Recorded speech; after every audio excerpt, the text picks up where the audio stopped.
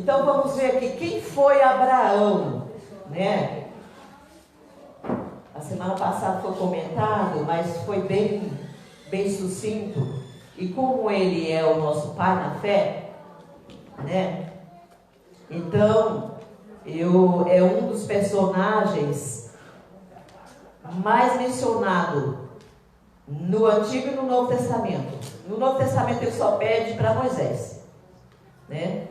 Só pede para Moisés. Mas tem 70, depois nós vamos ver ao pé da letra, se não me engano, 70 e poucas vezes é comentado sobre Abraão no Novo Testamento.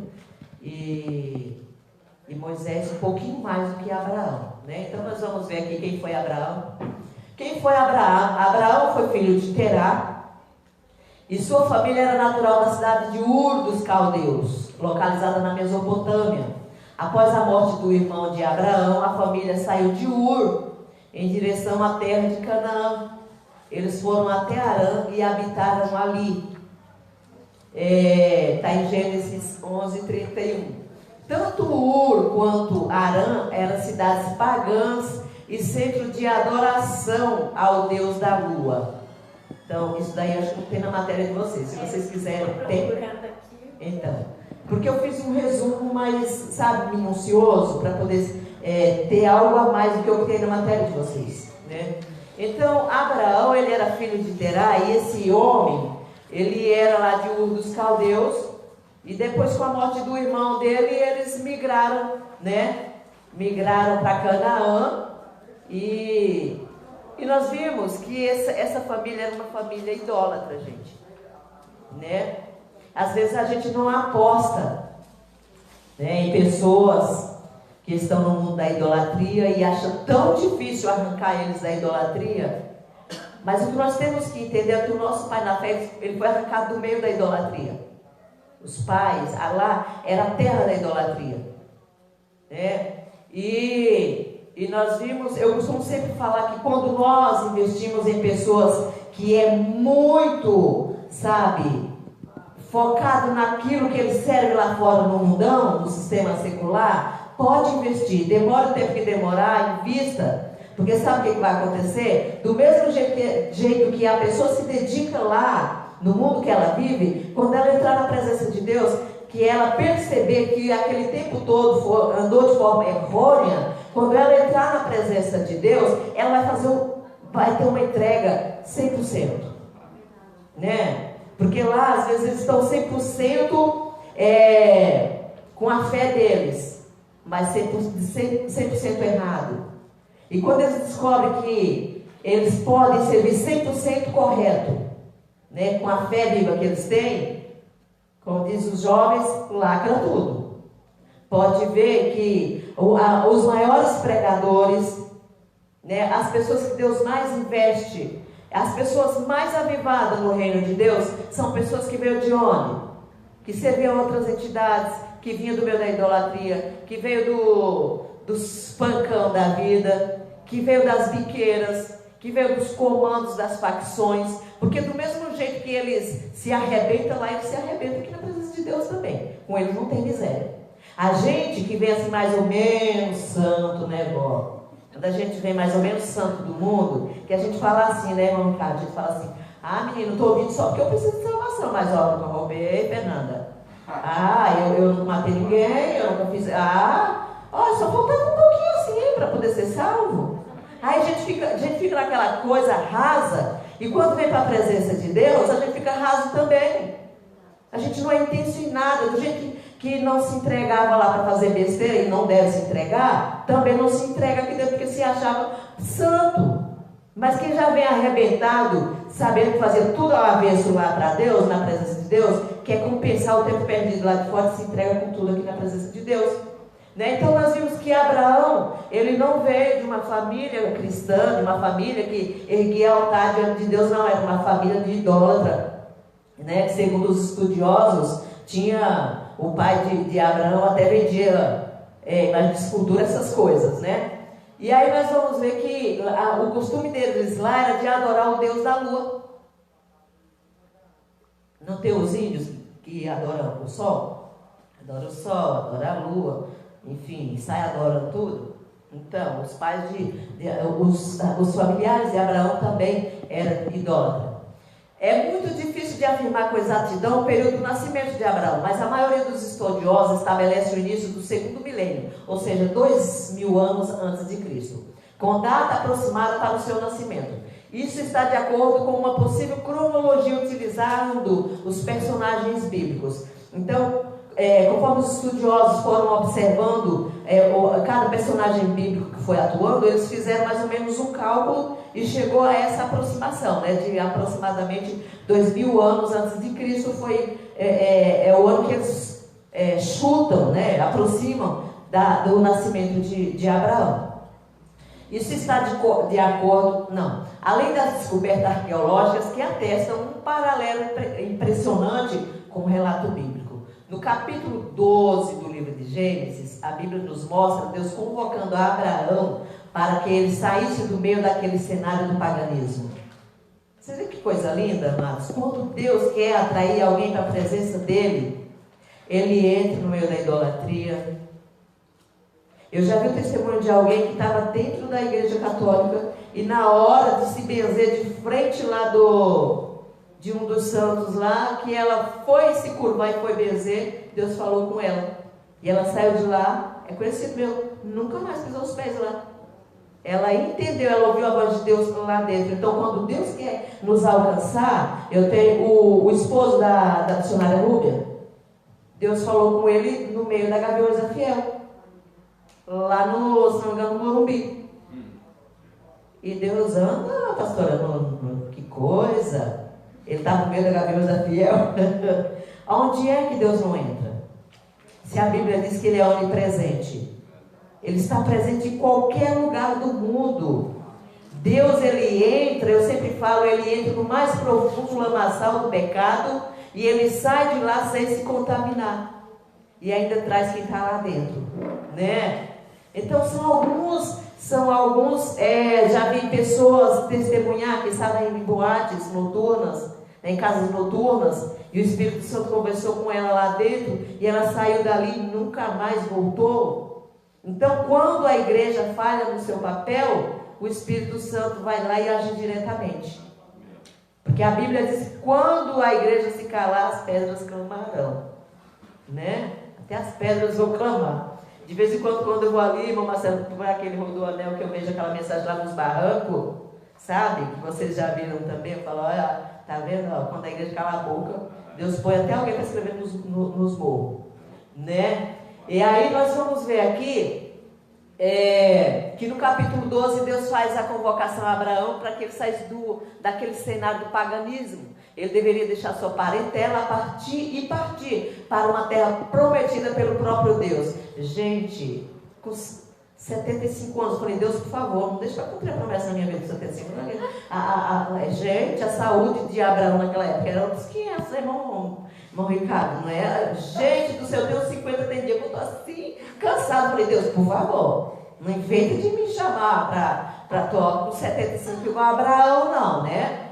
E lá era outros 500 naquela época, era tudo, como que fala, orgânico, né, Carol? Hoje é tudo contaminado, né? A saúde da gente, quando chega nos 40, está só o pó da rabiola. Por causa da alimentação industrializada, é totalmente diferente. Se você pegar a gente que está aqui na grande metrópole, alimentando de tudo que é industrializado, e colocar junto com alguém que nasceu e cresceu lá no interior, no Nordeste, sabe, comendo só alimentação orgânica, a gente passa vergonha, entendeu?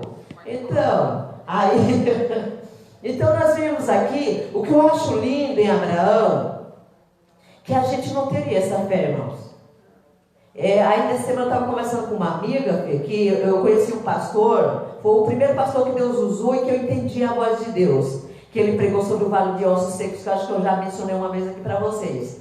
Ele falou assim que ele morava em Pernambuco, irmão Marcelo. E aí o que aconteceu? Deus vai conversar com alguém aqui que anda fazendo assim, umas birrinhas com a obra de Deus, né? E aí o que aconteceu? Esse pastor, ele era rico, ele era dono de fazenda lá em Pernambuco. E aí Deus falou assim para ele que iria levantar ele e levar para uma cidade chamada Cafarnaum, que é onde eu nasci. Eu sou registrada nessa cidade. Lá, sequidão, gente, sertão da Bahia. E aí Deus falou que ia tirar esse homem, esse pastorzinho lá de Pernambuco, rico, e ia levar para Cafarnaum. Ele falou: Senhor, eu não posso. Eu não posso ir porque eu tenho minha fazenda, tenho meu gado, tenho a loja aqui na cidade, tenho isso e tenho aquilo.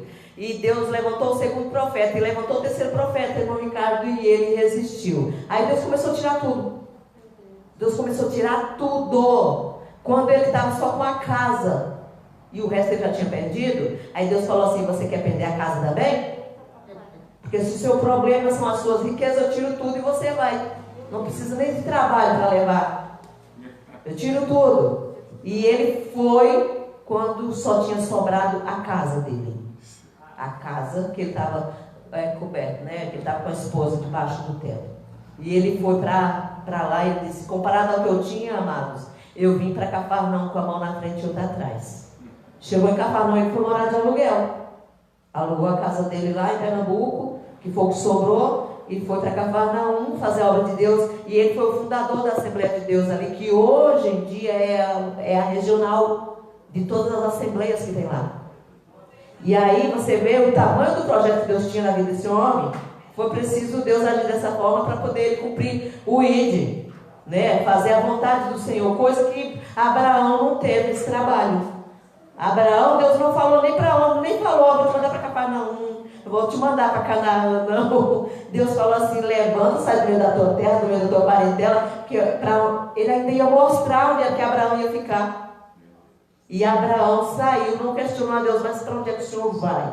E se nós observarmos, se nós vamos estudar aqui, que Abraão era um homem rico, era um homem de posses. Deus não pegou ele pobretão lá no meio da idolatria e trouxe, chegou cá, abençoou ele, não. Ele já saiu de lá, já com posses. Nós vamos ler que Abraão saiu com servos, seguindo ele, ou seja, era um homem abastado. Mas ele não questionou: ai Deus, minhas cabeças de gado, minhas ovelhas, minhas cabras, meus... enfim. Não, ele não questionou. Ele pegou os servos dele, pegou tudo que ele tinha e ele seguiu rumo aonde Deus queria que ele fosse, né? E é isso que Deus quer da nossa parte, que a gente se desprenda. Deus está conversando comigo também, que a gente se desprenda, porque eu confesso meu pecado diante da multidão, né? e Deus quer que a gente se desprenda. Por quê? Porque Ele é dono de tudo. Aonde colocar a planta dos pés? Não é assim que a palavra de Deus nos promete, Pai? O Senhor nos promete que é onde a gente colocar a planta dos nossos pés, que o Senhor nos dá por herança. Então, se o Senhor vai nos dar por herança, não cabe a mim saber se eu vou ficar aqui em Caieiras, se Ele vai me levar para Minas Gerais, se Ele vai me levar para o estado da Bahia, se Ele vai me levar para Mato Grosso, se Ele vai me levar para onde que Ele vai levar. Eu tenho que confiar que aonde Ele me levar, aonde eu colocar a planta dos meus pés, Ele vai ser comigo, Ele vai ser o provedor, vai ser o sustentador.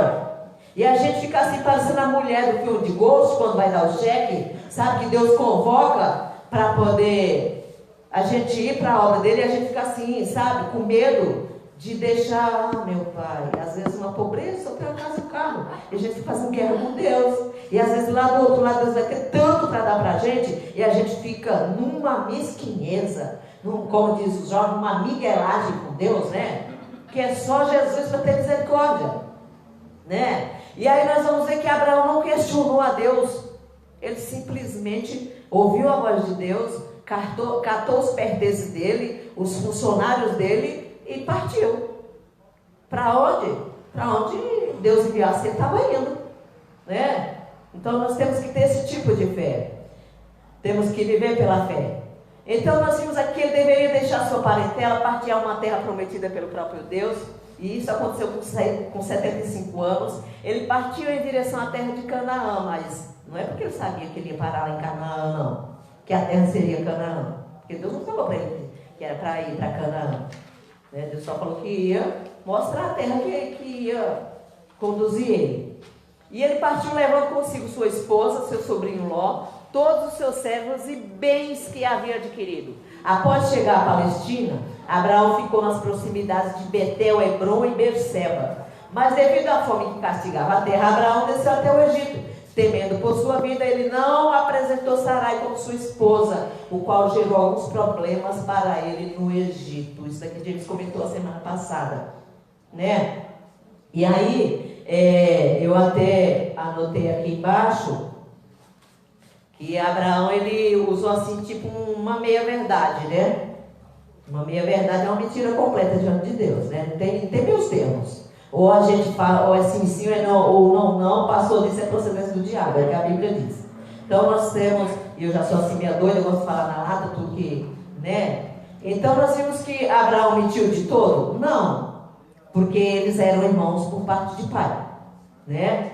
Mas ele poderia ter falado a verdade, mas na verdade é que ele era inseguro. A Bíblia diz que Sara era uma gata, abalava bambu, né? E aí Abraão ficou com medo do povo ali no Egito matar ele para poder ficar com Sara. Aí então inventou essa graça, né? Que quase vira em desgraça. E o que aconteceu? Trouxe prejuízo, né? Nós vimos que ele mentiu por 2 vezes.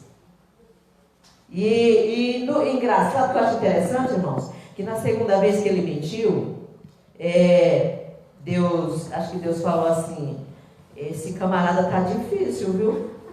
Tá difícil, mentiu a primeira vez, eu livrei ele, agora mente de novo. E aí Deus visita o pagão, Deus visita Abimeleque em sonho. Quando a gente, né, que deve ouvir a voz de Deus não ouve, aí Deus de repente usa um de lá de fora para poder despertar a corda dormente, né? Igual fez com Jonas lá no barco, no navio. E nós vimos que Abimeleque, gente, só lembrando que Abimeleque não era o nome do rei, era um título, tá? Igual Bolsonaro, o nome dele é Bolsonaro, mas o título dele é presidente, né? Assim como tem Papa não sei das quantas, Papa, né? E assim vai, ou seja, um título. Abimeleque também era um título. E nós vimos que Deus visitou Abimeleque ali no leito durante a noite e contou para ele quem era Sara. Mas nessa altura, na segunda vez que ele mentiu, o povo já estava sendo afetado pela esterilidade. E o próprio Abimeleque teve discernimento disso, porque começou a perceber que a coisa estava dando errado, né? Aí Deus comunica com ele e ele vai perguntar para Abraão por que ele permitiu que aquele mal chegasse até eles, né? E ele dispensa ali, mas nós vimos que ele dispensa Abraão dali, mas dispensa abastado também. Ou seja, mesmo agindo de forma errada, o Senhor tinha um compromisso de aonde Abraão colocar a planta dos pés, o Senhor abençoar, o Senhor sustentar, o Senhor prover, né? E aí nós vimos esse problema, que fazendo aplicação para os nossos dias também, às vezes isso cabe na área de relacionamentos, namoro, noivado, casamento. Se o Senhor preparou alguém para nós, ou namoro, noivado, casamento, nós temos que saber quem foi que preparou para nós. A gente não precisa, gente do céu, eu já vi casais nesse decorrer da minha vida, né? Olha, entrando na área dos casais, que a mulher sentava assim de esquina para poder ficar de olho no marido que está acima do altar, para ver para que o marido ia olhar. Eu falo, meu Deus, olha aqui Abraão com Sara, né? Com medo dos outros tomarem. Então, se foi Deus que deu teu esposo, que deu a tua esposa, que deu o teu noivo, que deu a tua noiva, então por que a gente precisa querer cuidar se já tem quem cuida? Se foi o Senhor, né, quem te deu, Ele é responsável pelo teu relacionamento. Então nós temos que ter segurança no nosso Deus que prometeu e que vai cuidar, né? Se foi Deus que nos deu, o estranho, a estranha não vai tocar. E o que é para nós, não adianta, pode vir gavião de tudo que é lugar, que Deus vai sempre pôr a mão e vai guardar. Né, Carol? Então vamos ver que esse tipo de insegurança não pode ter na vida, principalmente quem tem promessas grandes da parte de Deus. Porque quando essas coisas, essas inseguranças, amados, afetam os casais, independente de ser namoro, noivado ou casamento, acaba atrapalhando os projetos de Deus. Acaba não impedindo, mas protelando. Porque quando não estiver preparado, se eu não estou preparado para lidar com o notebook, Deus vai me dar algo mais potente do que esse notebook? Não vai. Se eu não estou preparado para pilotar um avião, Deus não vai me dar. Porque primeiro eu tenho que ser habilitado para aquilo, né? E se eu sou um casal, por exemplo, que Deus chamou como casal pastoral, como é que eu vou dirigir uma igreja, por exemplo, com 3 mil, 10 mil membros? Que a maioria de quem vem lá de fora do mundo vem do mundo da prostituição. Não é? Vem do mundo da prostituição, vem da carnona mesmo, vem carente de tudo. E às vezes chega aqui dentro, vai conversar com o teu esposo, com a tua esposa que é pastor, que é pastora. Sabe o que acontece? A pessoa está tão carente, e lá no mundo se preenche carência com o quê? Nos braços do outro. Então quando chega aqui que é bem tratado pelo pastor, pela pastora, então pastor e pastora precisa ter essa estrutura também para não confundir as coisas, sabe? Saber colocar limites aonde deve ser colocado. Porque quem está vindo de lá para cá está vindo cego espiritualmente, está vindo carente emocionalmente, de todas as formas está vindo carente. E quer preencher por enquanto, ele não conhece a Deus, ele quer preencher de alguma forma. Então eu que já conheço que tenho discernimento, eu tenho que saber impor os meus limites, né? Tratar com amor, com respeito, mas sempre deixar claro que não pode passar daquilo dali. Tanto para poder viver bem com a membresia, né, como com o meu cônjuge, com o meu esposo, com a minha esposa, né, para que tudo vá bem, para que a glória do Senhor manifeste na minha vida, por meio da minha vida, por meio do meu casamento, por meio da membresia, e o nome do Senhor seja glorificado, né? Por isso que pastor só para chegar a ser pastor, gente. Oh Deus, né? Passa por cada um. Aí a gente passa por esses, eu passei por esses percalços assim, de ciúmes, misericórdia. Quando eu olhava assim, que via alguma coisa, fervia dos pés à cabeça, dava vontade de deixar o espírito do lado, sentar o rodo e derrubar. Menino do céu, sabe? Começar a dar lugar para o espírito lá de Ismael, de Agar, sabe? É uma coisa de doido. Aí depois eu aprendi lá o fruto do espírito, ter domínio, sabe? Deixar os ciúmes de lado, essa coisa. E aprendi que Deus cuida de tudo que é meu, sabe? De tudo aquilo, desde o mais simples até o mais, né? O Senhor cuida, o Senhor tem cuidado daquilo que Ele prometeu para nós, daquilo que Ele vai, ou que Ele vai dar nas nossas mãos. Glória a Deus. Então descansa no Senhor. Aí nós vamos ver aqui, saindo do Egito, Abraão subiu para o lado do sul e retornou para as proximidades de Betel. Tanto Abraão quanto Ló eram muito ricos, por isso houve até mesmo contenda entre seus servos, entre os pastores deles, né? Porque a terra ali não comportava os dois habitando juntos. Ló e Abraão então se separaram. Ló preferiu residir nas planícies verdes do Jordão, onde as cidades de Sodoma e Gomorra estavam situadas. Já Abraão viajou para uma planície nas montanhas chamada Manre ou Hebron, ao sul. Então aqui nós vimos também, porque eu passei muito tempo pensando assim, Abraão e Ló saíram assim com a mão na frente e outra atrás, coitado, só com a trouxinha na mão, as suas esposas do lado, sabe? Ló, né, com filho, coisa desse tipo, nunca, sempre pulei essa parte deles ser já abastados, deles ter servos, sabe?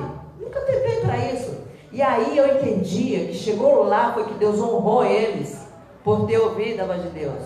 Aí depois do passado tempo fui lendo minuciosamente a palavra de Deus e peguei esses detalhes, né? Então a gente observa por que deu confusão entre as duas famílias, porque os dois já eram abastados e o espaço ficou pequeno para os dois. Aí por isso que os pastores começaram a entrar em contenda, né? Que vocês sabem, não sei se alguém que veio do campo, mas quando um começa a invadir a terra do outro e destruir o que o outro plantou, os animais começam a pular a cerca de um lado para o outro, dá guerra, gente. É só Jesus na causa. Estou falando porque eu já vivi assim, né?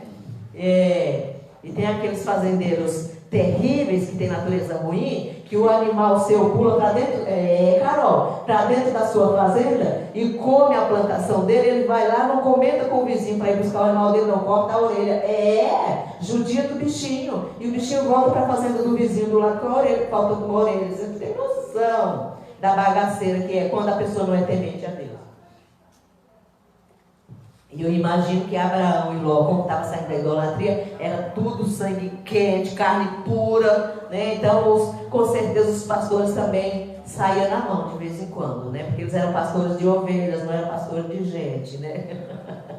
Glória a Deus. Porque daí a gente até pensa assim, nossa, mas eles não eram pastores, por que eles estavam brigando? Por que eles estavam contendendo gente? Ou eles eram pastores de ovelhas e animais, não era pastor de igreja, não era pastor de gente, sabe? Não, do povo de Israel lá como Moisés, não. Então a história de Abraão é marcada pelas promessas de Deus. Inicialmente, Abraão se chamava Abrão, que significa pai exaltado, ou grande pai. Em Gênesis 17, o nome do então Abrão é mudado para Abraão, dando uma ênfase maior, né? Uma exaltação maior, um significado maior. E aí vem Abraão, que significa pai de muitos ou pai de multidão. É o que significa. Deixa eu fazer um retrospecto aqui para o dia que chegou depois. Isso daqui é um resumo que eu fiz baseado nisso daí. Tá? Vocês vão ter aí. É que aí eu achei um pouco raso e procurei aprofundar mais aqui para vocês. Então, por isso que eu pedi para vocês fazer o uso da caneta para anotações, porque vai ter coisa que eu falo aqui que não tem aí. Tá? Não foi apenas o nome de Abraão que foi mudado, né, mas o de Sara também. Era Sarai, passou a chamar Sara. Seria o significado de mãe de uma grande nação, ou de uma grande multidão. Tais mudanças nos nomes têm a ver com a promessa feita por Deus a Abraão. Começando ainda em Gênesis 2. Depois, já no capítulo 15 de Gênesis, Deus promete a Abraão que ele ainda seria pai e que seu servo Eliezer não seria o herdeiro da sua casa. Porque vocês lembram lá que quando Deus fez a promessa, Abraão já achou que seria por meio do servo dele Eliezer, né? Ele não tinha ainda a visão aberta ao ponto de imaginar que o Deus que chamou ele lá do meio, que tirou ele do meio da parentela, era o mesmo Deus que iria abrir a madre da... Até porque quando Deus chamou, vocês viram que já tinha 75 anos, né? Tipo assim, estava dobrando o cabo da Boa Esperança. E aí precisava ele crer que Deus era poderoso para poder trazer Isaac como ele trouxe. Então ele estava começando a caminhada dele, ele não estava arraigado na fé ainda. Ou seja, como o James falou a semana passada, conforme ele foi caminhando na presença de Deus e vendo as coisas acontecer, vendo a providência de Deus, vendo o sustento, vendo o cuidado de Deus, foi que ele foi elevando de nível espiritual. A fé dele foi criando alicerce, criando maturidade. A mesma coisa acontece com a gente. A gente vem para a presença de Deus e a gente fica assim olhando os acontecimentos, aqueles que sobem aqui em cima do altar, e quando o testemunho a gente fala, uau! E na minha vida, Jesus, o que vai acontecer? E aí você começa a clamar, Deus começa a responder, a sua fé vai sendo acrescentada. Hoje você tem fé para expulsar só as minhas amigas racham o bico quando eu falo isso. Eu falo assim, quando a gente começa, a gente só tem fé para expulsar um herê. Daqui a pouco a gente expulsa o principado, né? Então é assim, Deus vai nos provando e aprovando e subindo de nível, né? Você começa aqui embaixo, Deus te prova, te aprova, põe no segundo degrau. Te prova, te aprova, põe no terceiro. Te prova, te aprova. E sempre é uma prova, não é para assombrar não. Sempre é uma prova mais aguçada do que a outra. Porque você não vai estar no terceiro ano e Deus pegar e retroceder e te dar uma provinha de quarta série. Então vai ser sempre mais aguçada. Você passou numa prova, gente, teve coisas na minha vida que eu fui provado trocentos anos. E eu não saí daquela prova feliz de jeito nenhum, mãe, cara. Falei, meu Deus, por que eu estou sempre nessa prova? Então, um dia eu veio no geral e falei, Deus, estou cansada. Essa prova já está virando palhaçada na minha vida. E aí Deus falou assim, eu vou te provar mais vezes enquanto tu não se aprumar, enquanto tu não chegar onde eu quero, eu vou estar te provando nessa área, porque eu quero te libertar nessa área. Passava um estreito tão grande, e eu já estava ficando enjoada daquela prova. Falei, Deus, está me irritando. Está me irritando, porque quando eu penso que eu passei, eu estou nela de novo e tá me causando desconforto diante do Senhor. Às vezes a gente se encontra nessa situação em algumas áreas da vida da gente, que é só a gente, Deus que sabe. E aí Deus foi tratando, sabe, até espremer, sabe a cana quando passa na engenhoca, lá na moinha na feira, que tira até o último caldo? Tem prova na nossa vida que Deus vai fazer desse jeito. Porque a gente não consegue passar na engenhoca e já sair do outro lado torcido, não, gente. Aí Deus precisa dar mais umas dobradas e passar de novo para poder tirar até o último caldo da gente. Porque senão a gente fica misericórdia. E depende do projeto que ele tem na vida da gente, ele vai ter que espremer a gente até o último. A gente vai ter que chegar no centro da vontade dele.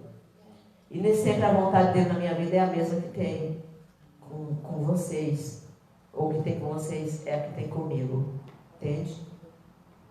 Tem coisas que Deus exige de umas pessoas que talvez não vai exigir de você. E você fala, nossa Deus, por que não eles pode? Ele fala, cuide da sua vida. Deus fala comigo assim, não, você está precisando que Deus dá moleza para mim? Por isso que eu dou moleza para vocês também. Porque eu falo, Deus nunca me deu moleza, por que eu vou dar moleza, né? Bom, a gente já tem que crescer assim no mocotó. Uma coisa assim, fora do comum. Para quando comer, não dá suadeira, irmão, cara. Né? Glória a Deus. Então nós vamos ver aqui que depois do capítulo 15 de Gênesis, Deus promete a Abraão que ele ainda seria pai de seu servo Eliezer, não seria o herdeiro da sua casa. Sua descendência seria contada como as estrelas do céu. Eu acho tão lindo isso. Eu gosto sempre de mencionar isso, amados, porque Abraão tinha um coquinho desse tamanho. E aí quando Deus convoca Abraão, ele fala, sai de dentro da tua tenda. Parece que eu vejo Deus falar assim, sai em nome de Jesus de dentro dessa tenda tua aí, que ela é muito pequena, e vem aqui para fora para poder te mostrar o tamanho do projeto que eu tenho contigo. A gente fica uma provinha, mas que Deus passa com a gente fica se desbarrancando, né? A gente fala, meu Deus, eu vou morrer, né? Eu vou morrer, eu não estou aguentando, não, Jesus, se eu não provar mais porque eu desvio, né? A gente fica uma calamidade, né? E aí Deus fala assim, sai da tua tenda, pelo amor de Deus. A gente fica aqui dentro, sabe, da gente, a gente não quer se desprender para crescer na presença de Deus, né? É como disse a de outro dia, é a síndrome de Peter Pan. Cresce, mas quer dar uma volta lá de vez em quando. Tá tudo adulto, mas quer viver no jardim da infância. Não quer sair do Brasil, não, filho. E Deus está querendo levar para a primeira, segunda, terceira série. A criatura está querendo ficar lá ainda no Gugu Dadá, sabe? Uma coisa assim de doido. E Deus está falando, sai de dentro da tua tenda, vem para cá, para debaixo da minha tenda, porque a minha tenda não tem nem poste para poder amarrar, amarrar a lona da tenda de Deus. A lona da tenda de Deus é o céu.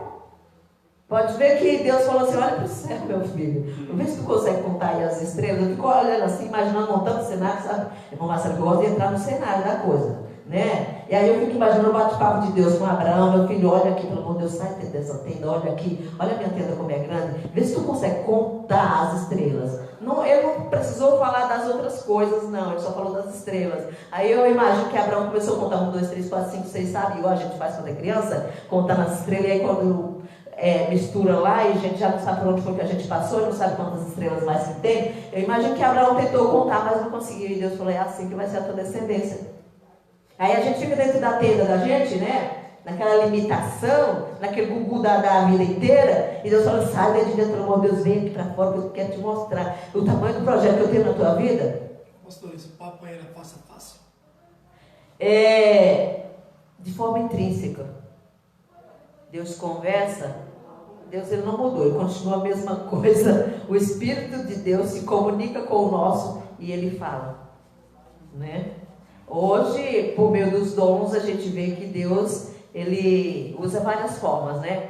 Mas naquela época a Bíblia diz que o Espírito vinha sobre, né? Comunicava qual era a vontade de Deus e voltava, né? No Antigo Testamento era assim.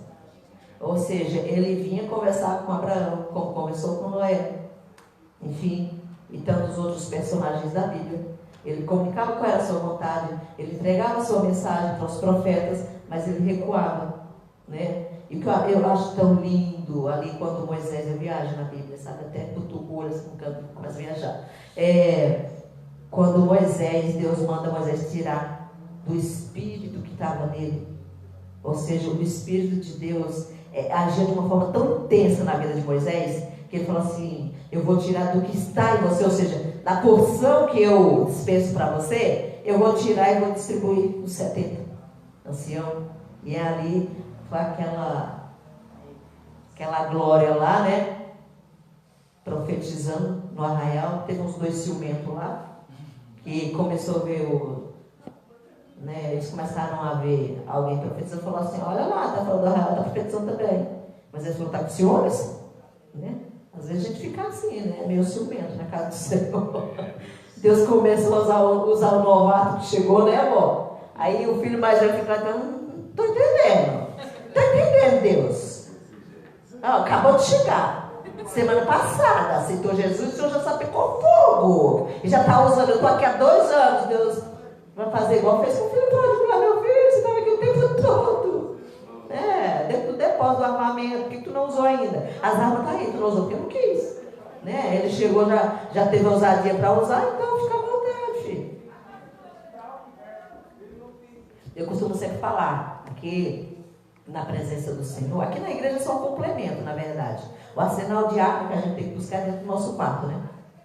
E o arsenal de arma no mundo espiritual de Deus tendo bisturi até a bazuca, o tanque de guerra. Agora você se apropria do que você quer, né? Você tem que pagar um preço, dependendo do nível de arma que você vai pegar, você tem que buscar com mais intensidade. Mas o certo é que nós não temos desculpa. Nós, como igreja, irmão Ricardo, não temos desculpa de dizer, Senhor, então aqui tanto tempo, Deus não me usa. Não usa porque tu não quer. Porque se começar a buscar a Deus e dar lugar, ele não, começar a buscar a Deus e dizer, Senhor, me usa, eis-me aqui. Faça de mim o que o Senhor bem entender. Estou aqui, se joga na presença de Deus, Deus usa, amados. A gente começa a ter cada experiência com Deus, que a gente fica assim, passado, né? Deus se revela para a gente. Novamente no capítulo 17 de Gênesis, mesmo após o nascimento de Ismael, Deus reafirma sua promessa a Abraão, de que ele seria pai de muitas nações, que de Sara, na ocasião com 90 anos, gente, isso é coisa de doido, né? Ainda seria mãe. Deus então fez o pacto com Abraão, selado pelo Sinai da circuncisão, e por fim com o nascimento de Isaac, o filho da promessa. Por isso que as pessoas falam que servir a Deus é coisa para doido. Porque vai explicar para a ciência essa coisa de uma mulher parir com 90 anos, gente? É o fim do mundo, né? Até os ossos estão difícil de sair do lugar. Não tinha cesárea, não. Era papo normal, né, Carol? Mas o Deus que colocou os ossos no lugar é o mesmo Deus que tira e que põe de volta de novo. Né? Cientificamente hoje, né, diz, seria impossível uma mulher de 90 anos. Oi. Eu acho que foi numa aula do James mesmo. Que eu e a Brenda, a gente estava comentando que a gente via assim Noé com não sei quantos anos, né? Acho que foi mais que 500, 600, não é? Sim. E aí a gente estava se perguntando por que naquela época as pessoas morriam, né? E aí o James falou que talvez assim, tudo mudou, né? Há muitos anos atrás. Apesar de estar falando de alimento e tudo e tal. E até a genética, né? E seria. Era mais pura. É isso mesmo, né, pastor? É isso mesmo, né? Que fez eles. E assim, o mesmo Deus que fez aquele povo viver aquela quantidade de anos é o mesmo Deus que poderia permitir a gente viver também nos dias atuais. Mas você imagina se a gente, vocês vão dar risada, se a gente com 50, 70 anos é enfado e canseira, já peca, até dizer, chega, imagina vivendo 600 anos, gente, o pecado seria muito maior. Deus foi diminuindo, não foi nem por questão de genética, porque Deus ele é o dono da genética, ele faz do jeito que ele bem entende. É a questão do pecado, o ser humano desempestou. E aí, a Bíblia deixa claro que ele diminuiu os anos de existência do homem na face da terra por conta do pecado. Imagina a Luciete pecando com 50, 70 anos, isso no mundo aí lá fora, né? Imagina eu vivendo 600 anos, gente, 600 anos pecando na terra até dizer chega, né? Por isso que Deus foi podando, e aí quando chegou na nossa, agora contemporânea, passou de 70, filha, aí enfado e canseira. Então tu não vai ter tanto tempo na terra para aprontar, entendeu? De vez em quando a gente vê alguns que ainda vivem 100, né? 99, por aí, assim, com muita, né? Mas o Senhor ainda... eu acho lindo, porque Deus fala assim que bem-aventurado, felizes são aqueles que vê os filhos dos seus filhos, né? Naquela época via os filhos dos filhos dos filhos dos seus filhos, né? Terceira, quarta geração e ia, né? Hoje em dia a gente chega no máximo, estourado a terceira geração, né? Os meus bisnetos. Quando muito. Enfim, mas voltando aqui, vale lembrar que tanto no Egito quanto em Gerar, Abraão não mentiu em relação a isso aqui, eu já adiantei para vocês. Não mentiu porque ele era mais ou menos meu irmão, né? Porém, foi uma meia verdade. Meia verdade diante de Deus é mentira, do mesmo jeito. E aí nós vamos ver que Sara, ela era irmã por parte de pai, está lá para vocês conferir, se vocês quiserem anotar em Gênesis 20, versículo 12. Também aqui, mais tarde Abraão e Abimeleque também fizeram uma aliança e o lugar ficou conhecido como Berseba, o poço do juramento, pois Abraão havia cavado um poço e os servos de Abimeleque haviam tomado a força. Esse daqui é um resumo sobre aquela questão da mentira dele lá diante do rei Abimeleque, omitindo que Sara era a esposa, com medo de morrer e perder a diva dele, né? E aí depois ele acaba fazendo juramento junto com Abimeleque ali, e o nome do Senhor sendo glorificado. Abraão e Ismael, vamos ver um pouquinho aqui. Deus anuncia que Abraão teria uma grande descendência ainda no capítulo 15 de Gênesis. Mas Sara, vendo que não era capaz de conceber um filho de Abraão, ofereceu sua serva Agar a Abraão. Então Abraão conheceu Agar e veio Ismael, né? Esse costume de uma serva conceber um filho do seu senhor era uma prática comum naquela época, gente, né? Era uma prática comum de quando a esposa, no caso lá de Eucana, de Ana, pode ver que abriu um precedente e Eucana arrumou Penina, né, a tribulosa lá, né, que deu filho igual coelho lá para Eucana, mas os filhos dela, eu já ministrei sobre essa passagem, acho que foi na Bola de Neve, sobre Ana e Penina, gente, e a gente tem tanta reflexão sobre Ana e Penina, porque os filhos de Penina representam o cristão que produz na casa de Deus para ser visto. E Ana é aquela que produz para Deus. Pode ver que os filhos de Penina era só para ser visto, era só para mostrar que ela podia parir, né? O de Ana não, o de Ana veio para marcar, né? Samuel, Deus deu Samuel, e pode ver que teve todo um processo na vida de Ana, na vida espiritual de Ana, até Ana chegar no nível de espiritualidade que Deus, a maturidade que Deus queria da parte de Ana, para poder ter o que ela teve. Samuel não foi um Samuelzinho qualquer da vida. Samuel, ele foi profeta, ele foi juiz, né? Ou seja, legislador. Ele julgava as demandas ali de Israel. E ele foi escritor também. Foi escritor, sacerdote, profeta. Olha, tudo isso embutido numa bênção só. Se Deus não prepara, gente, se Deus não prepara a Ana para receber uma bênção dessa, imagina todo dia subindo lá todo ano subindo lá para sacrificar ao Senhor. Ana o negócio ia reverter, gente. Ana ia começar a pirraçar a Penina e o caso ia ser sério, viu? Está vendo, né? Meu filho é profeta, meu filho é quem faz o sacrifício aqui, você viu, né? Você viu que você pirraçou, mas agora, quem por último, quem melhor, né? Mas a gente, quando é abençoado por Deus, para a glória de Deus, a gente deixa que o próprio Deus glorifique o nome do Senhor. A gente não precisa esfregar na cara da Penina, né? Que foi o Senhor que deu, porque a própria Penina, com certeza, ela se conscientizou da grandeza de Deus na vida de Ana e na vida de Samuel. Bem, mas voltando aqui, nós vamos ver aqui que é através de Ismael que os árabes estabelecem sua origem até Abraão.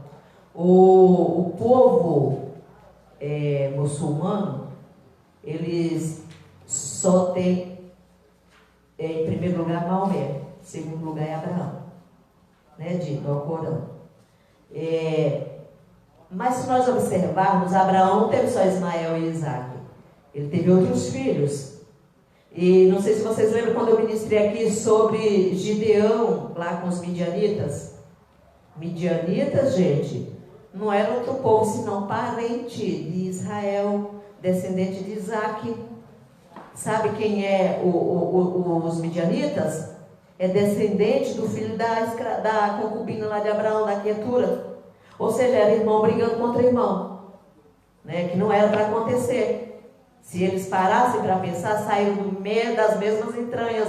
Eram todos descendentes, Ismael descendente, os midianitas descendentes das entranhas de Abraão e Isaac. Só que o filho da promessa era Isaac. Então, Isaac mais tarde se tornou quem? Os descendentes de Isaac. Foi Israel, Jacó com as 12 tribos. Então não era para os midianitas estar arrebentando e acabando com a colheita do povo de Israel, não. Era para eles se juntarem, dar as mãos e se ajudarem, trazendo para o mundo espiritual, para as nossas vidas, nos dias atuais, né? Porque eram irmãos. E aí a gente faz um paralelo para os dias de hoje, uma aplicação, Carol, porque eu costumo sempre falar assim, a igreja do Senhor é única. Esse negócio de denominação de ministério do raio que o parta, isso daí é coisa de homem. Se placa e ministério fosse tão bom, ficava lá do lado de fora. Então a igreja do Senhor é única. São os lavados e remidos no sangue do Cordeiro. Então nós vimos que cada filho de Abraão ali compôs uma descendência. Mas saíram todos de onde? Do ventre das entranhas de Abraão. Então tinha o mesmo pai. Então era para eles estarem unidos, ainda que de famílias diferentes, mas era para estar unidos, dando as mãos e se ajudando. E quantas vezes, até alguns anos atrás, acho que o irmão Ricardo vai lembrar, a Rosinha também vai lembrar, o irmão Marcelo, os mais da antiga. Por quê? Porque antigamente, gente, se fazia concentrações, era ou não era? Se fazia concentrações, Fê e Carol, fazia concentrações de evangelhos, cruzadas evangelísticas, juntavam crentes da Deus Irmão, da Assembleia de Deus, da Batista, da Presbiteriana, de tudo que era igreja, num lugar só, e cada um levava pessoas não crentes, e quando fazia um apelo lá nessas concentrações, meio mundo de gente aceitava Jesus. Cada congregação ficava responsável por quem levou. Hoje em dia, querido, faz uma concentração, não quer convidar nem as próprias igrejas do mesmo ministério. Porque tem que dar ibope para a igreja local que está fazendo, organizando o evento. A obra de Deus não funciona desse jeito. É por isso que tem essa divisão diabólica no meio do cristianismo. Entendeu?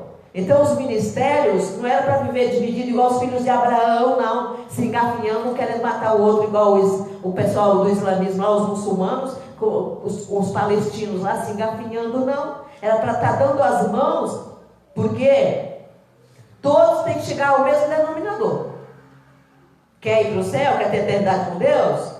Independente da placa, filho, ou entra pelo caminho, ou não tem. Entendeu? Com Deus, o crivo de Deus é esse. Para Deus não existe Assembleia de Deus, não existe Batista, não existe Presbiteriano, não existe Deus é amor, não existe quadrangular. Existe a igreja lavada e remida do sangue do Cordeiro.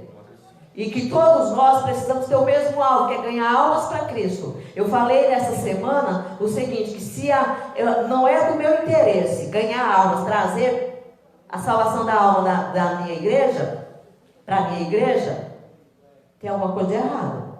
É porque eu não tenho compaixão das almas e para mim tanto faz ir para o céu como ir para o inferno, né? Mas quem tem consciência do chamado de Deus está preocupado sim com a salvação das almas. E não somente aceitar, porque a salvação de alma não é só erguer a mão e vir aqui, sabe?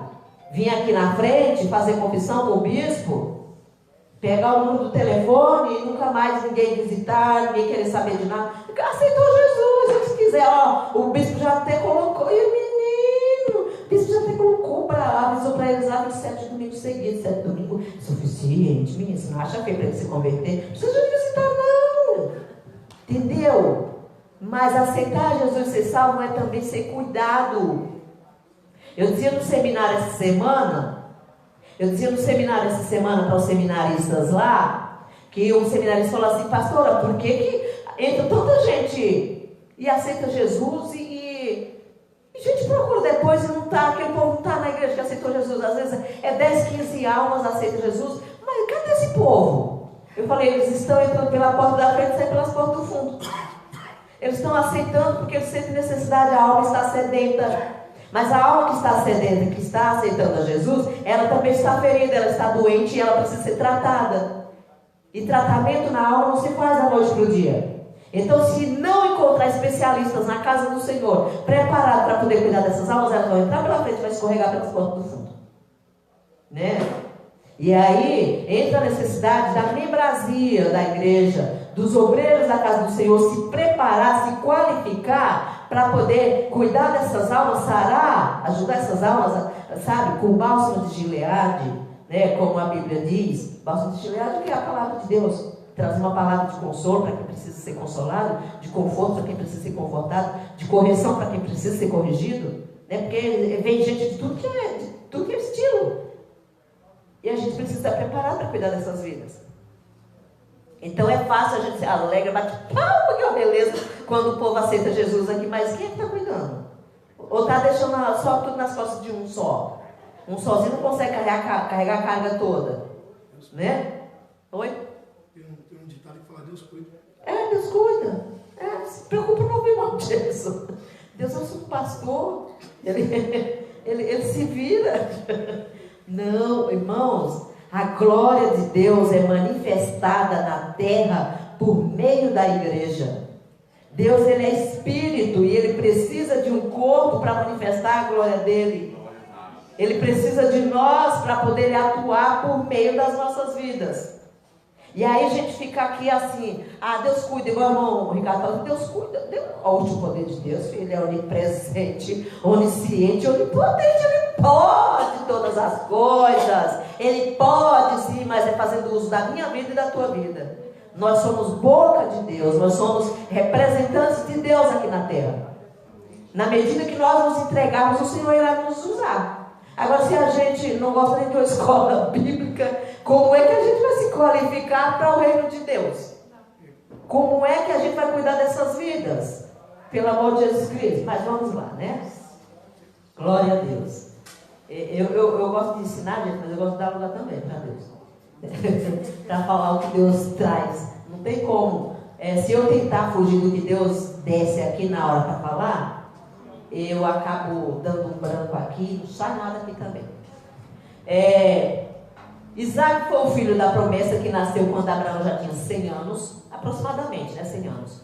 O nome Isaac significa rio, ou riso, que isso daí todo mundo já sabe. As promessas que Deus havia feito, porém Deus pediu Isaac em sacrifício a Abraão.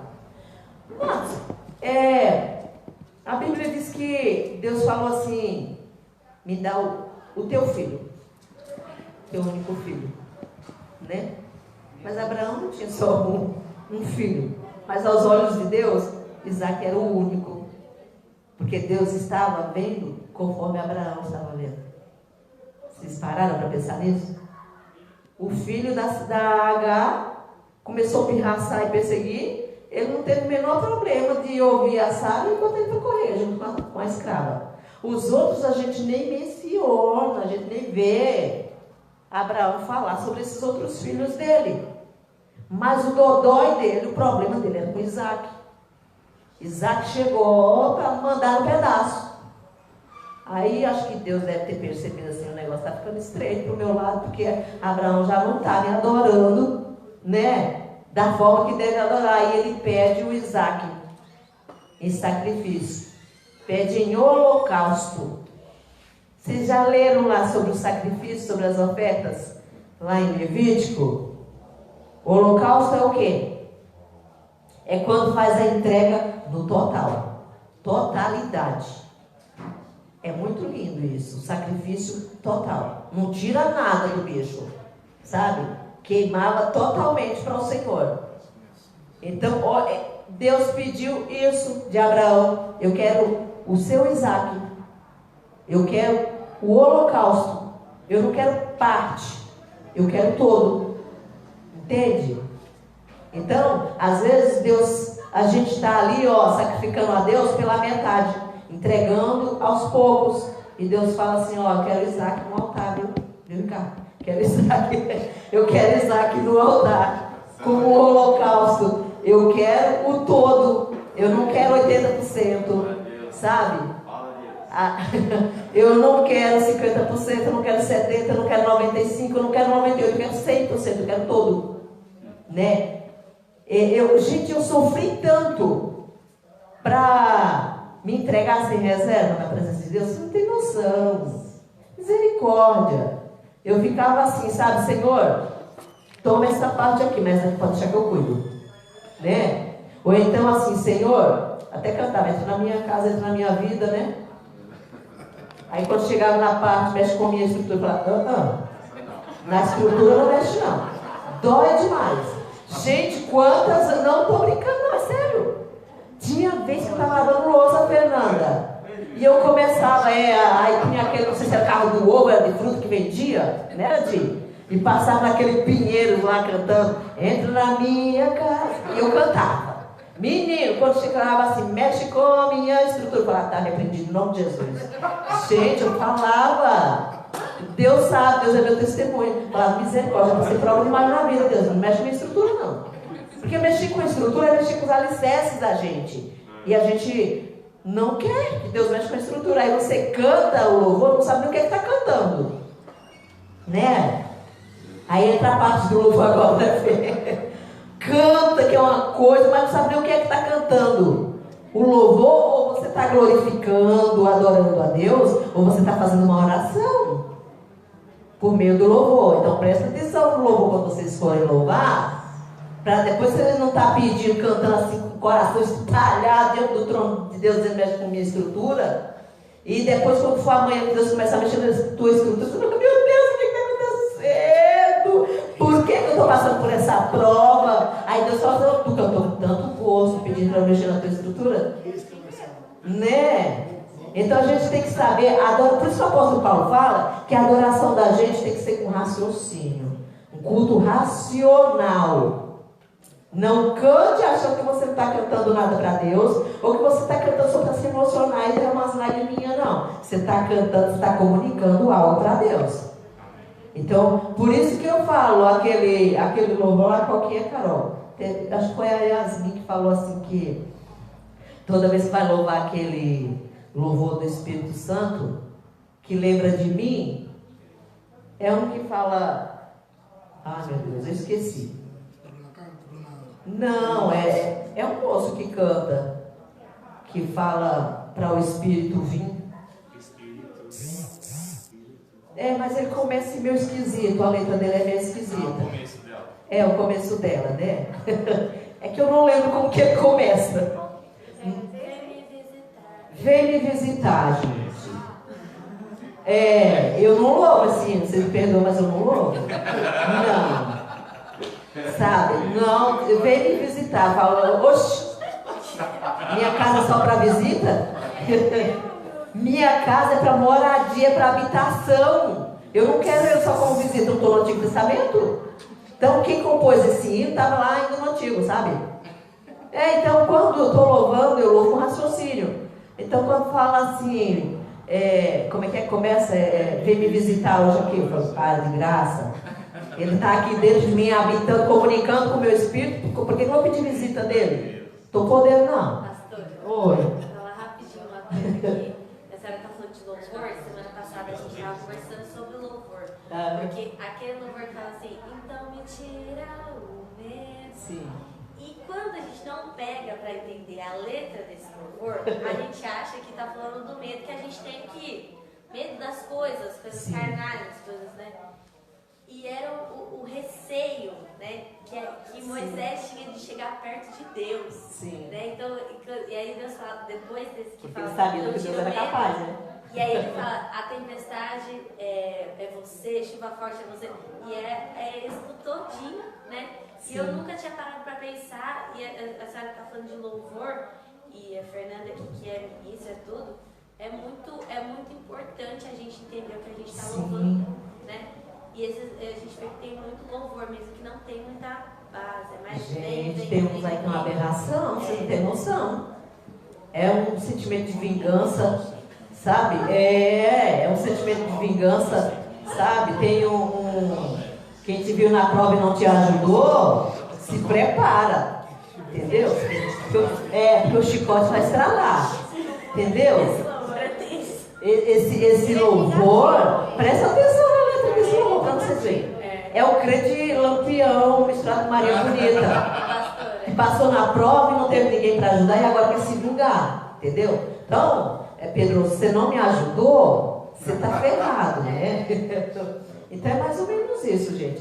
Eu dei uma época um estudo aqui sobre louvor e adoração. O negócio é sério na casa do Senhor, gente. A gente tem que saber, a gente tem que cultuar a Deus com raciocínio, não é com loucura, com leviandade, não.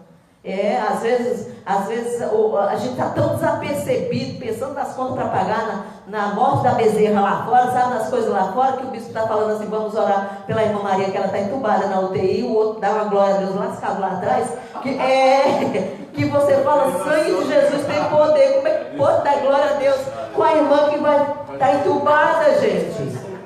Entendeu? Porque está adorando a Deus com loucura, está vindo prestar o culto a Deus sem raciocínio.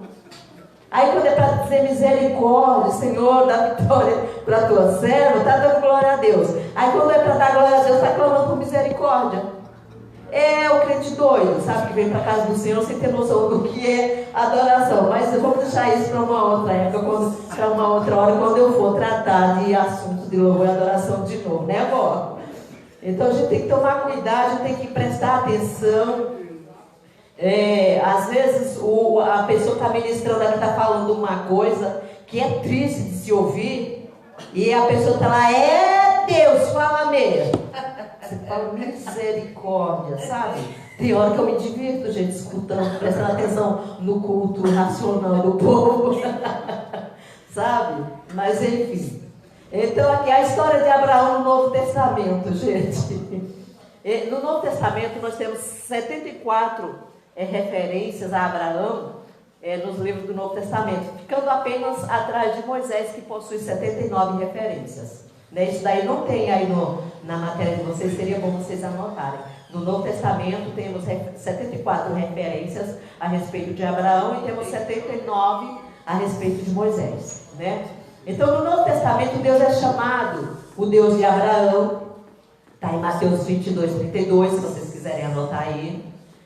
Tem Atos também 7:32. Gente, que horas são? Eu não estou tendo como olhar as horas. 9:10. Daqui a pouquinho eu estou encerrando, tá bom? É que o assunto estava tão gostoso, falando de louvor e adoração, né, filho? Então aqui, ó, Deus ele é mencionado no Novo Testamento como Deus de Abraão em Mateus 22:32, Atos 7:32. Na genealogia de Jesus, no Evangelho de Mateus, capítulo 1, versículo 1, ele aparece como antecessor do Messias, e além de pai dos israelitas, segundo a carne, também é o pai espiritual de todos aqueles que compartilham a fé em Cristo. Né? Então nós vemos que Abraão, além dele ser pai do povo hebreu, ele também é considerado como nosso pai na fé, por conta de nós sermos justificados pela fé e viver, né, pelo Espírito, e não pela carne, só segundo a carne. Aí nós temos algumas referências no tocante a isso, Mateus 3:9, se vocês quiserem anotar aí, João 8:33, Atos 13:26, Romanos 4:11 e Gálatas 3:29. Então a fé de Abraão é o modelo de fé que devemos ter, de acordo com Romanos 4:3-11. Por tamanha fé ele está presente na galeria dos heróis da fé, na Epístola aos Hebreus, lá no capítulo 11, versículo 8 até o 19.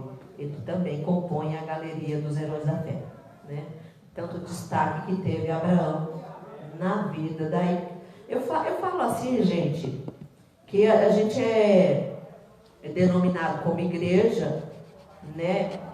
E lá em Israel, no Antigo Testamento, mas se a gente for observar a Jerusalém que desce do céu ataviada, né? Lá em Apocalipse, está se tratando de todos os crentes de todas as épocas, da linhagem piedosa, lá do Antigo Testamento até o Novo Testamento. Então a igreja do Senhor está no coração do Senhor desde os primórdios, né? Quem viveu pela fé, quem morreu lá no Antigo Testamento, que faz parte da galeria da fé, eles morreram aguardando a promessa, não foi? E os apóstolos viveram a promessa e aguardaram por um tempo. A gente aceitou Jesus e continua aguardando a promessa, não é isso? Então, tanto que morreu aguardando a promessa lá no Antigo Testamento, esperando o Messias vir, morreram aguardando em alguém, esperando alguém. Então, era por fé também. Observa isso?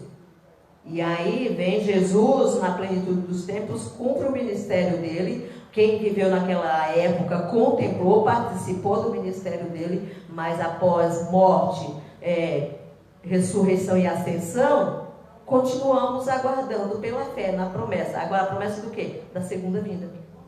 Né? Então, de todas as formas, nós aguardamos e os antigos também aguardaram. E aí a gente observa a Nova Jerusalém lá em Apocalipse, que aquilo ali não é uma cidade literalmente falando, é simbolicamente falando, porque se você observar, os alicerces dela é formado com quem? Com os patriarcas, com as 12 tribos. Pode observar lá que o alicerce da Nova Jerusalém, que vai descer ataviada como a esposa para o seu esposo, como dizem Apocalipse, ou da noiva para o noivo,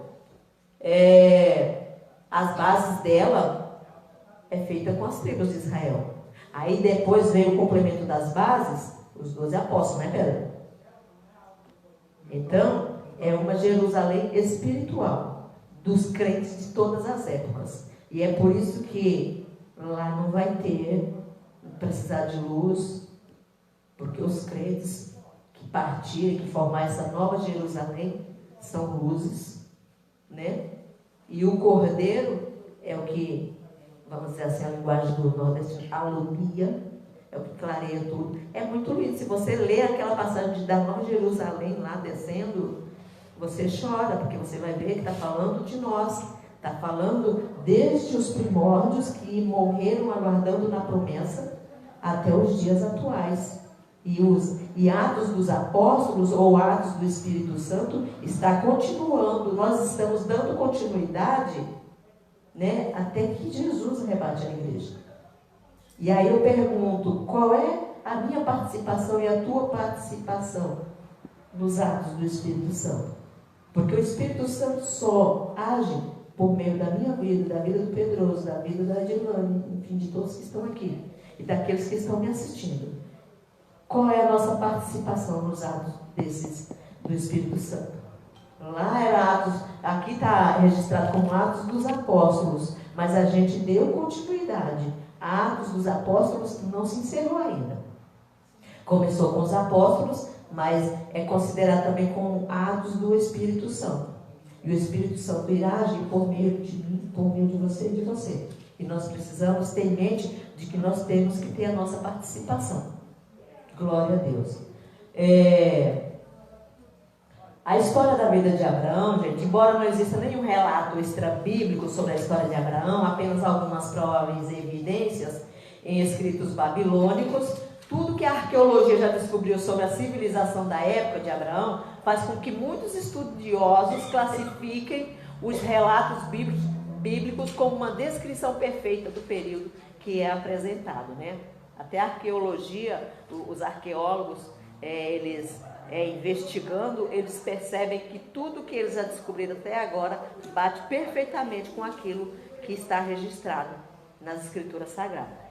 A guerra entre os 4 reis do Egito contra os reis locais do capítulo 14 de Gênesis, por exemplo, é considerado por arqueólogos um dos relatos mais detalhados sobre o assunto, com uma precisão geográfica impressionante.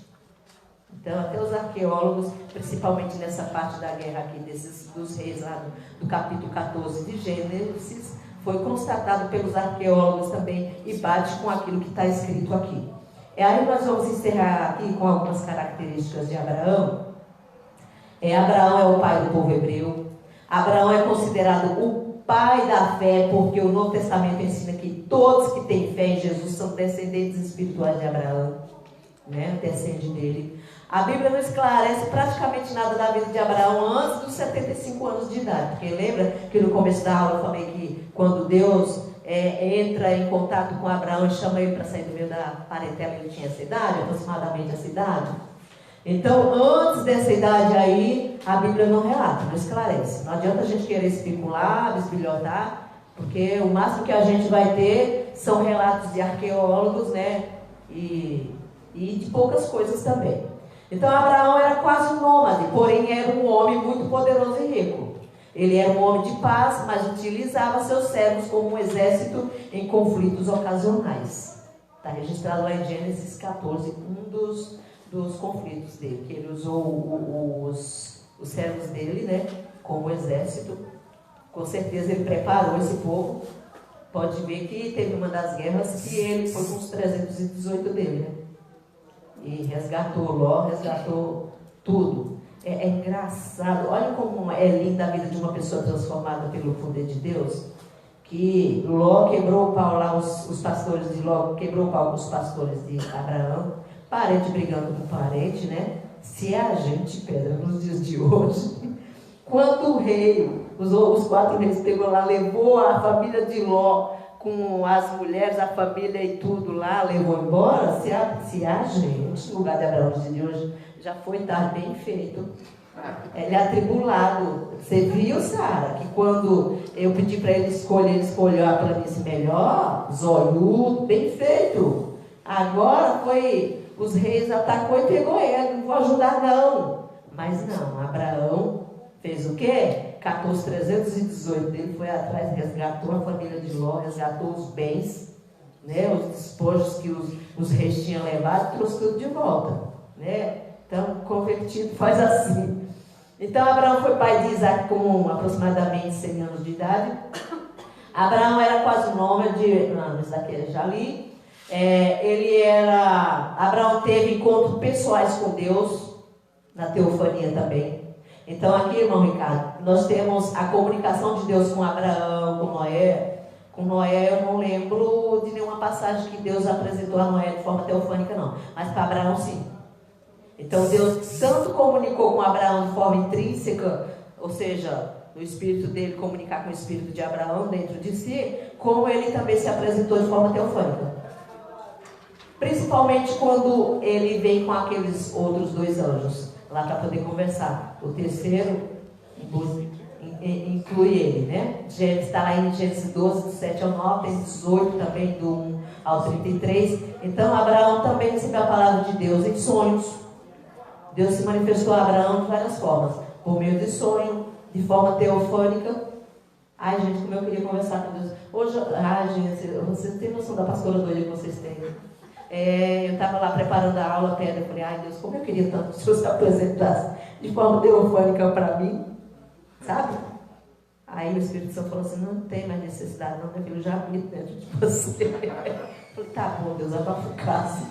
Mas é a curiosidade do ser humano, vocês não gostariam? De saber que conversou com Deus, ainda que não descubra na hora, né? Como eu já vi relatos de cristãos, um irmão lá da Zona Sul, um pastor, ele saiu para procurar emprego só com o dinheiro da condução. E chegou na Praça da Sé, ele estava com uma fome enferrada. E ele falou, Deus, estou com tanta fome. E ele olhou no horário do meio-dia, aquela lanchonete cheia que tem na Praça da Sé, cheia do povo comendo pleno meio-dia, e ele numa fome terrível. E aí ele disse, quando foi atravessando, para atravessar a faixa, ali na Praça da Sé, um moço chegou, cutucou ele, né, ele esperando o farol abrir, e entregou a quantia na mão dele. E aí, como ele não conhecia, ele agradeceu e atravessou. Quando o farol abriu, ele atravessou para o outro lado, né, onde tinha a lanchonete. E aí quando ele olhou procurando o moço, cadê o moço? O moço sumiu. E ele simplesmente deu testemunho na igreja. Ele falou, não tem outra explicação. Porque foi fração de segundos, não dava tempo dele ter subido. Não era nenhuma multidão grande que estava ali no farol para poder atravessar. Né? Então, às vezes Deus pode, às vezes não, o mesmo Deus do passado é o mesmo Deus que atua nos dias de hoje. Se ele quiser se apresentar, é problema dele, não é com a gente. Né? Apesar dele se comunicar com a gente por intermédio do Espírito que habita dentro de nós, ele também se apresenta da forma que ele quiser. Às vezes ele não usa o bêbado na rua para falar com alguém, né? Às vezes ele não usa, ele usa o que ele quiser, né? Ele é Deus e ele faz como ele quer. E aí nós vamos ver que Deus se apresentou para Abraão de forma teofônica, se apresentou por meio de sonho e também se revelava no íntimo de Abraão. Foi chamado pelo próprio Deus de profeta, está lá em Gênesis 20, capítulo 20, versículo 7, se vocês quiserem registrar aí. Por 2 vezes escondeu que Sara, aqui falando sobre as características, né, ainda de Abraão. Por 2 vezes escondeu que Sara era sua esposa, já comentei sobre isso. Abraão é chamado de amigo de Deus. Para poder ser chamado de amigo de Deus é preciso andar intimamente com Deus, né?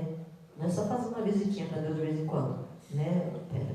Eu falava no seminário outro dia, eu falei, não adianta vocês querer ser chamado amigo de Deus se você comparece no teu quarto só 5 minutos, já levanta com o jeito tudo espatelado lá para cima, que passou 1 hora de joelho, né? Ou sobe por um monte, ora 15 minutos e louva 90 corinhos de fogo, né? Tem que ter conversa, relacionamento com Deus para poder ser chamado de amigo. Depois de Moisés, é o personagem do Antigo Testamento mais citado no Novo, como eu falei para vocês. E é isso. Aí a semana que vem a gente vai falar sobre a vida de Isaac. Você viu que a vida de Abraão dá pano para manga, né? Então vamos